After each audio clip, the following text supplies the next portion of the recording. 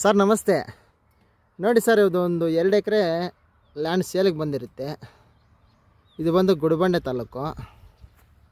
ನೋಡಿ, road facing, road attached mud road. ಇದು ಟಾರ್ ರೋಡಿಂದ ಒಂದು 250 ಮೀಟ್ರ್ ಬರುತ್ತೆ ಒಳಗಡೆಗೆ.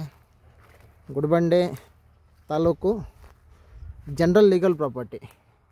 ನೋಡಿ, ರೋಡಿಗೆ, ಈ ರೋಡ್ಗೆ ಲೆಫ್ಟು ಬರುತ್ತೆ, ರೈಟು ಬರುತ್ತೆ. ನೋಡಿ, ಇದು ಸೇರಿ ಆ ಬೆಳೆ ಇಕ್ಕಿದ್ದಾರೆ ನೋಡಿ, ಅದ್ರ ಪಕ್ಕದಲ್ಲಿಂದ ಲ್ಯಾಂಡ್. ಇದು ಈ ಬೀಳು ಏನಿದೆಯೋ, ಖಾಲಿ ಬೀಳು,